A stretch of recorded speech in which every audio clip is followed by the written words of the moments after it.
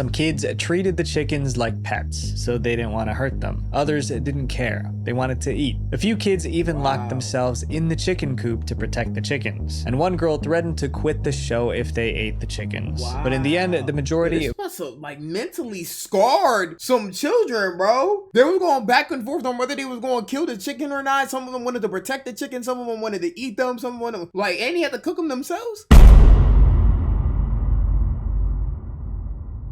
Where have you been? The most controversial reality show ever created. Let's go watch that to end the stream on, bro, tonight. Let's go watch that. Just when you thought reality TV couldn't push the envelope any further, get a load of this new show called Kid Nation. Just 40 kids with a chance to build their own society. Our work is cut out for us. This is the first time that he's ever been away from home. Somebody said they remember this show. I don't even know what show this is. His entire life. They're not willing to intervene because money trumps responsibility when it comes to television. Kid Nation, Kid Nation, Kid Nation, Kid Nation, Kid Nation, Kid Nation rule. So what happens when you send 40 kids into the desert by themselves with no adults and leave them on their own? In 2007, someone turned that into a reality show. This is the insane story of Kid Nation, the most controversial TV show ever. Who the fuck thought that was a good idea? See, this already sounds like some crazy. I've never heard of this in my life, bro. The goal this year is to give you guys double the amount of videos without sacrificing quality. And to do that, we got to keep growing. So 68% of you guys aren't subscribed, and it would mean the world to me if you did. And I promise to give you more fire content on Visual Venture, and you are awesome. An extreme idea. Kid Nation started because one man saw a problem. A TV producer was worried that the reality genre was growing stale. To him, reality shows were supposed to be messy and I never watched Hunger Games, man. I was just trying to worry about my hunger, man. Predictable. But around 2007, most shows were safe and boring. So he asked his team, what's the craziest show we could possibly make? Something that would shock and entertain at the same time. Their first big idea was to make it about kids, not just teenagers, actual kids ages 8 to 15. But what would those kids do? They found their answer in a disturbing book from the 1950s. In 1954, someone wrote a book about kids trying to survive without adults. It was called Lord of the Flies. In the story, a group of boys got stranded on an island, so they decided to create their own society, and it did not end well. They turned on each other, they fought, and their new society descended into chaos. They did that in Holes too, bro. I seen Holes though, man. I get the concept though. It ain't the exact same. There were some adults in Holes, bro, but it was basically the same thing. The story was unsettling.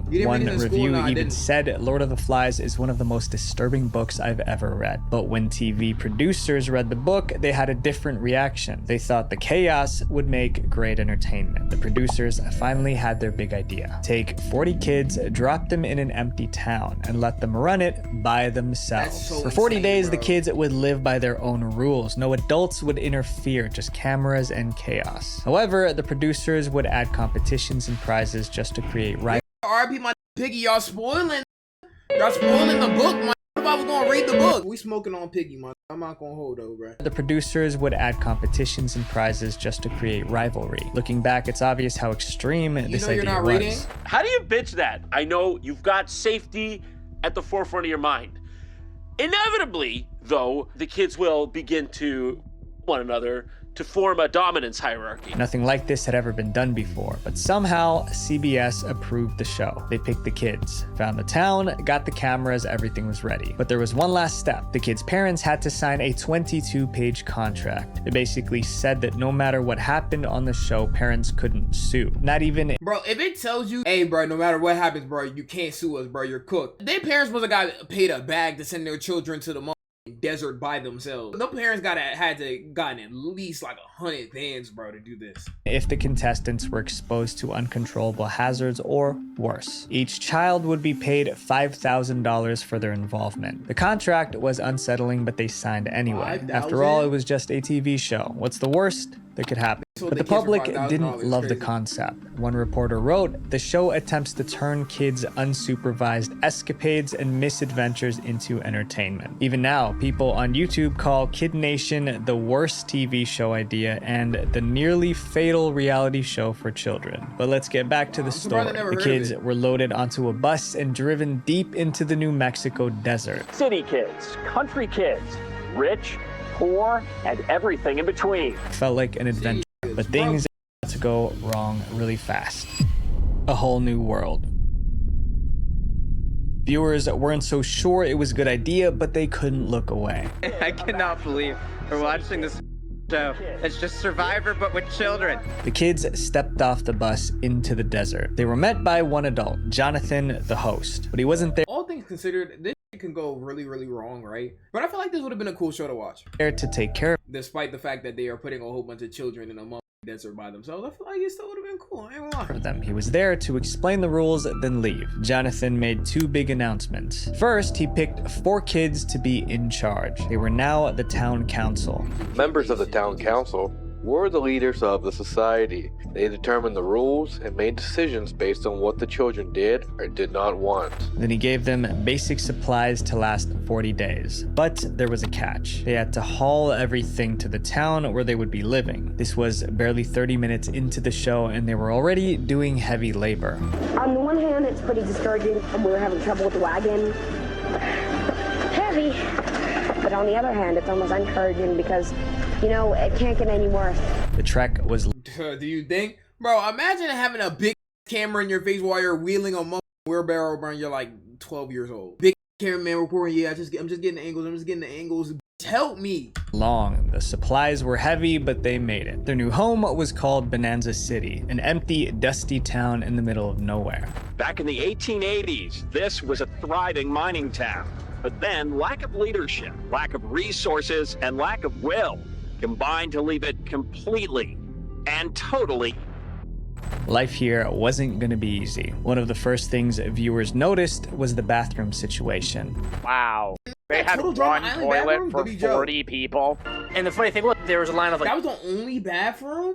Yo, they really had Total Drama Island bathroom confessionals? That's actually really, really bad, bro. One toilet for a bunch of children, that's actually tough. 20 kids waiting to use the outhouse. But that was just the tip of the iceberg. There was no running water. Their homes were old wooden cabins. For food, they got canned goods and dried beans. That meant they had to learn to prepare their own meals.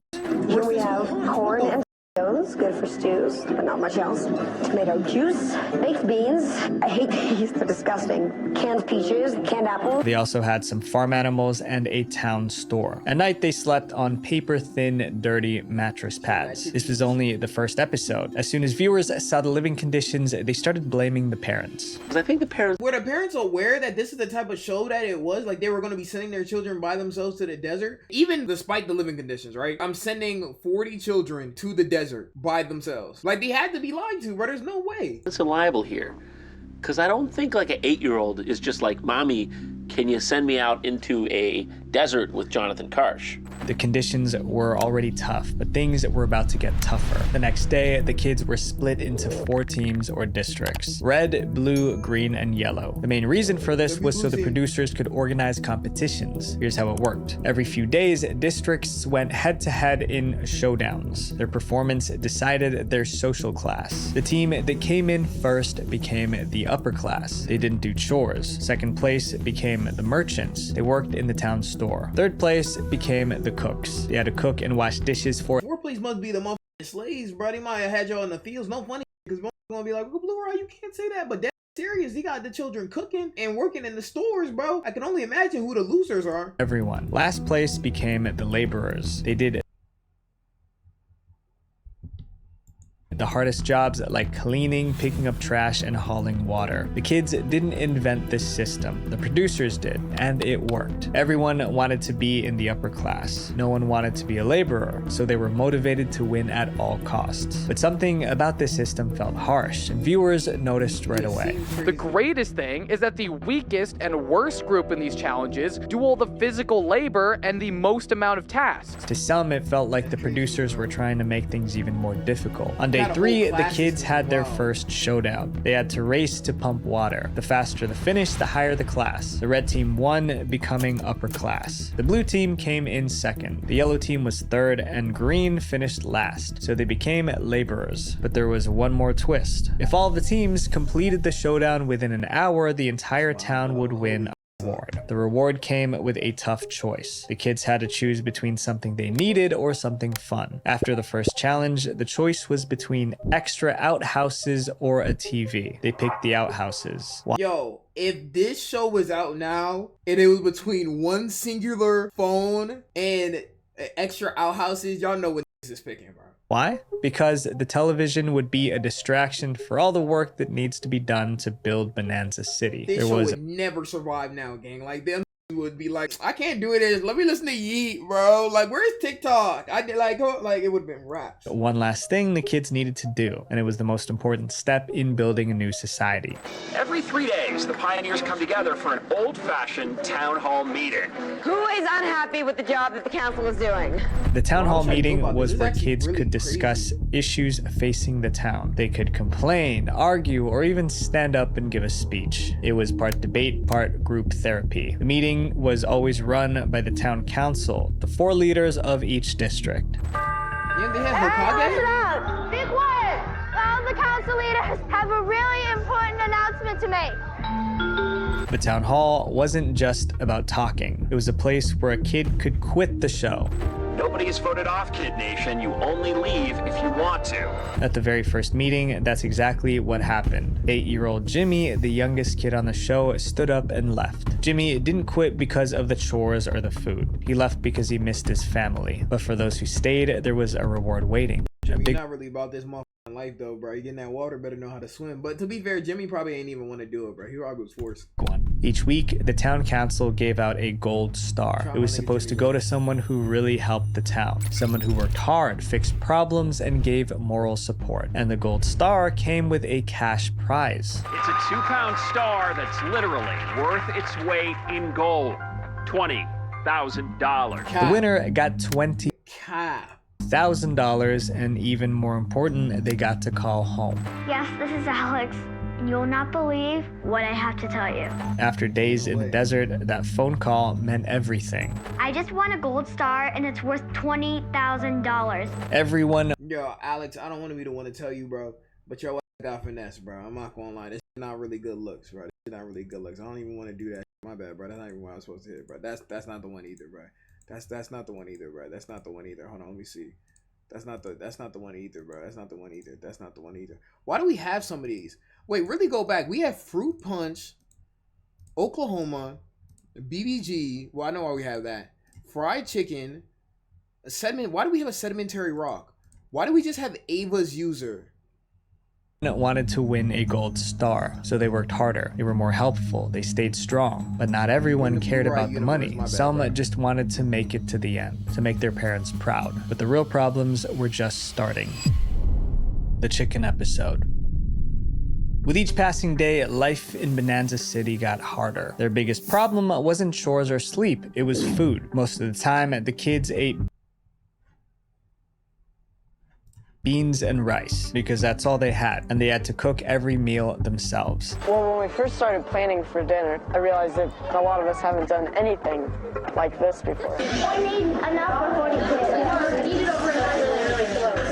Way too much in there, huh? The kids were struggling. Then one day, the town leaders called a meeting. They had a big announcement. Everyone was sick of eating the same thing every day, but there was a way to get something better: chicken. The kids were excited. They couldn't wait to bite into some chicken. Then they saw the problem. The chickens were still alive. If they wanted to eat the chicken, they had to do what needed to be done. Viewers knew the show was pushing the limits, but this was insane. A group of 8-year-olds have to crowd around a chicken and somehow clean it and then cook it and not along the process. It turned into a huge debate.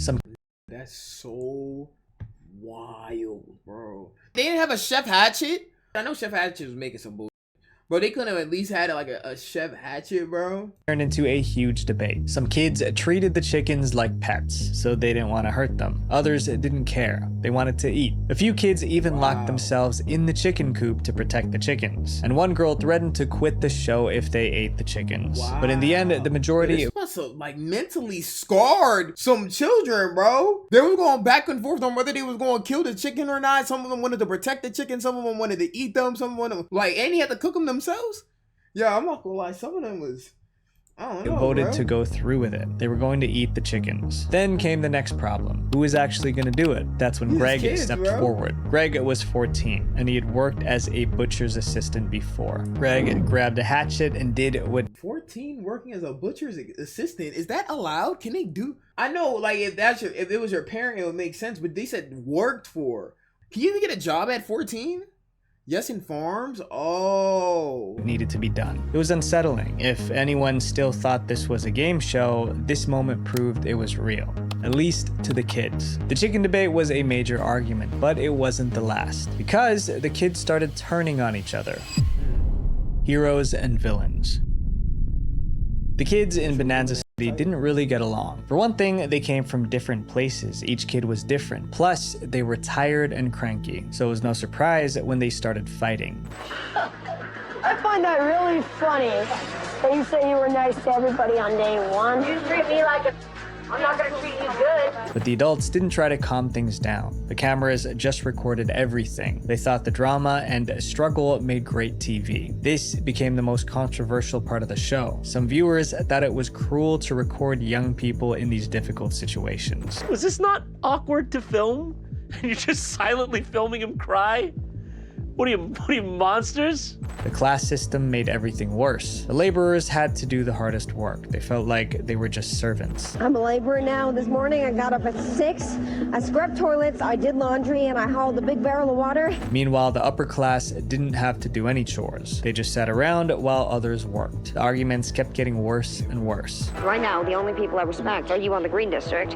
If you all have my back, then I have your back. That's all that matters in this entire town. I'm going to be an individual thinker, thinking individually, thinking my own thoughts. Okay, you know, like, I hope so. What the boy? I'll work with you guys, but I'm not going against what my own principles and values are. Soon, one kid became the center of the drama. Her name was Taylor. Taylor was only 10, but she was one of the most disliked people in Bonanza City. She was loud, she refused to do her chores, and she didn't care if others were mad about it. Taylor was Heather on the show and like that? That's crazy. Complained, she always gave the same answer. Deal with it. If anybody has a problem with it, you're sorry, but you're gonna have to deal with it. Taylor, yo, I would have dropped this show first episode, bro, off Taylor. I'm not gonna lie, bro. I think the show would have been entertaining for me to watch as a kid, but it also would have been a little like crazy to see in real time. But no, I'm not gonna lie, Taylor would have made me drop the show. I'm not gonna. Taylor quickly became the villain of the show. At least that's how it looked. But she wasn't the only one causing trouble. Even the town council created problems. The town council was supposed to lead the town, but some of their decisions only caused more fighting, like when they try to combine everyone's beliefs into one religious service.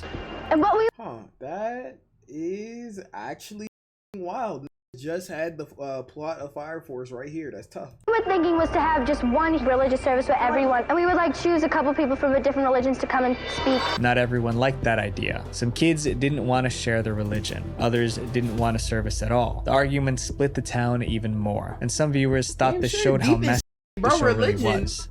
But this could be a great learning experience if there was a mature person to actually teach them about these types of situations. Just getting religiously converted and like that, like most just trying to like go to recess and shit. After the debate, the chaos continued. I don't see You gonna get racism too? No food! Starvation? It looks like all our laundry and all our water is frozen in.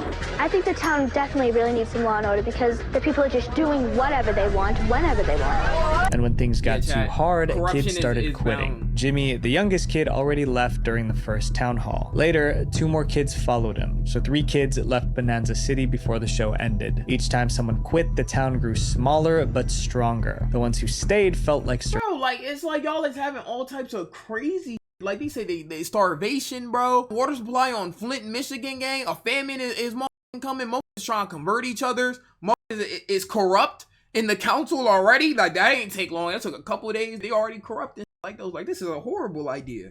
survivors. Then someone raised a red flag. A few weeks into filming, New Mexico officials got an anonymous complaint about the conditions at Kid Nation. Inspectors tried to visit the set, but they were turned away several times. Eventually, the producers convinced the authorities to back off, so the show continued. The kids stayed in Bonanza City trying to build a town, but even as things fell apart, one thing never stopped: the showdowns. Every week, there was a new showdown, but some viewers didn't like these challenges at all. In episode 8, the showdown that they do is just an immature and idiotic idea from the... One of the worst challenges involved gum. The kids had to chew as much as they could in 1 hour. Then they used the chewed gum to color in a giant picture. That is disgusting. I'm not gonna lie to you, bro.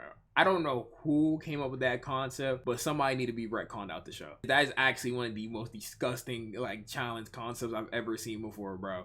And I seen the third to last episode of Total Drama season 1, right? Was it Gwen or Heather? I think it was Heather had to lick jelly out Owen's belly button and armpits and like those, bro. I seen those, and it is disgusting. Not only is it extremely unsanitary and unhealthy for everyone involved, but there are multiple kids here with braces. But not all challenges were this gross. One showdown was all about history. Teams were given pictures of US presidents. Then they had to line them up in the correct order. Other showdowns tested their strength. Kids had to crawl, climb, or carry something. And everyone wanted to win, because winning meant you were in the upper class, and losing meant you had to pick up trash and do the worst jobs. However, a new type of contest also happened on the show, and it turned Bonanza City upside down.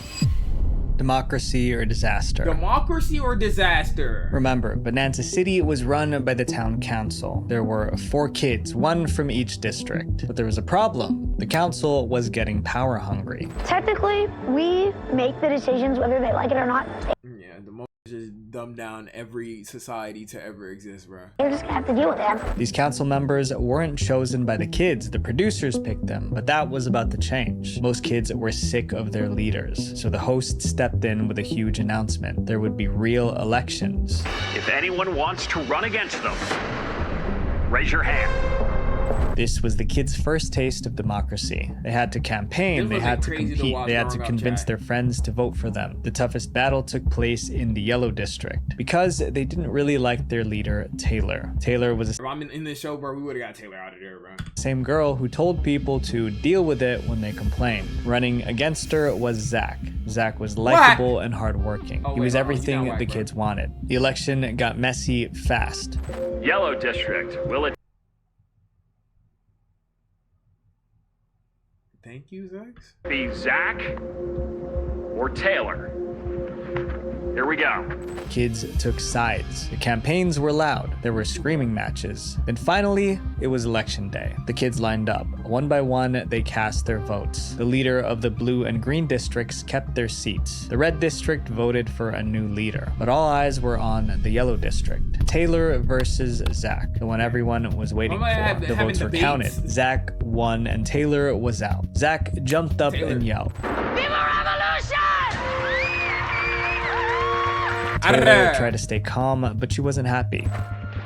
It's gonna be real hard for me. He might have to get used to sitting on the lower benches compared to the council set up on the high podium. The kids were learning how to vote, how to lead, and how to build something. But the show was coming to an end. The show lasted 6 weeks. On the final day, the parents arrived in Bonanza City. The kids ran to meet them. It was emotional. Some kids gave their parents tours of the town. They showed off their cabins and even the chickens they prepared. This chicken feet from the chickens we... Man, y'all know better, bro. Come on, gang. Especially you, chopped up. Then it was time for the final town meeting. Jonathan, the host... The parents knew, bro, but after you actually physically go to the town, there's no way you could say the parents don't know what the going on, gang. Gave it the last announcement. Head outside, grab your bags, and say goodbye to each other for the last time ever. We will miss you. Look like they got a prisoner or something, bro. It like got out of a motherfucking camp, bro. This shit must have really with some of them. And keep building a better world. The experiment was over, and that's when the backlash began. Millions of angry viewers. Kid Nation aired in September 2007. CBS thought they had a hit. The ads made it look really exciting. But once they hit TV screens, everything fell apart. Viewers weren't impressed. They were horrified. For starters, many parents hated the concept of the show. Being a young single mother like myself, I wouldn't feel safe sending my 8-year-old child away alone by themselves. One review said, this has to be the work of an escaped mental asylum patient, right? Who funded this? Child psychologists also slammed the show. Is this exploiting minors for the sake of entertaining the American public? My guest, child psychologist Dr. Susan Bartell. Then major news outlets ripped the show apart. One reporter said Kid Nation used contestants as fodder for fun and profit. One headline read, most shows that are like real type shows do, but this one is focused on kids, and that's what's wrong. Kid Nation, reality TV gone too far? But people weren't just shocked. They were asking if the show was legal. They're not willing to intervene because money trumps responsibility when it comes to television. Child safety advocates accused the show of violating child labor laws. Their biggest concern was how much work the contestants did. The network scrambled to defend Kid Nation. They claimed the set was more like a summer camp rather than a place of employment. They also said camp. Medics and psychologists. Bro, it's a camp, gang, but it ain't no summer camp. I'm not gonna lie. I ain't never seen no summer camp like those, bro. That ain't Camp Kiki Waka at all. Were nearby the whole time. So according to them, the kids were always safe. But critics weren't convinced. Another issue was the emails. After the show aired, families of the kids received emails from viewers. Some of these messages were quite harsh. Then the kids themselves started speaking up. Some said the producers fed them lines to create more drama. Kid Nation became a full-blown scandal. Of course, not everyone hated it. Ship my kid off for $5 grand. Why not? Shorty looks like she is a single mother of 3, bro. I'm not even surprised, bro. And why not? But that support wasn't enough to save the show. At first, 5K, I mean, mind you, it was 2007, so I know like 5K then is a lot more than it is now, but it's still like to ship your kid off. It's like, Nation got strong ratings. 9 million people tuned in for the first episode. Then it dropped to 7 million in episode 2. By the final episode, fewer than 7 million people were still watching. The backlash was so intense that CBS never made a second season. Thank the network God, hoped bro. people would forget the show and move on, but they didn't. Years later, former contestants started speaking out. They shared their stories on podcasts and interviews. Some said the show helped them grow. Others said it wasn't a positive memory. Today, Kid Nation is considered one of the most controversial reality shows ever made. I'm so surprised I've never heard of this, bro. And I wonder if anybody talked about their parents sending them off to the Mojave Desert, bro. It's used as an example of how far producers will go for ratings. And if this is what we call reality TV, maybe we need a reality check. Visual venture. That was a good video. That was a really, I'm glad we watched that video. Chat, how many of y'all feel like y'all would have joined the show for 5K? First of all, that gold star was not 20K, by the way. I know they was capping on that. Bro just got like a 20K gold star for nothing. Yeah, I'm not gonna hold. I think that I would have been interested in watching that as a kid, but I don't think as a kid I would have liked to be in that show because, bro, you gotta cook your own chickens. You have some water that is barely there. Religious ideals pushed on you, corrupt government, like, bro, all the works, gang. But anyways, though, that's a great video, though. I'm not gonna lie. We're gonna put those on the main channel. If you're all just on the main channel, Twitch will be right in the description. What would y'all do in the show? Would you send your kid off to that show? Yo, chat, hold on. Before, how much you need, chat? Like 5K, y'all said, somebody said 5K not enough. So how much you need to, you know, to really take that? Because the thing is, people like me not doing it. But I know it's like, y'all, bro, I know y'all body, bro. Y'all would do it for less, though. See, look, 10K, 500. Yeah, y'all cooked, I ain't gonna lie. But yeah, IBBG.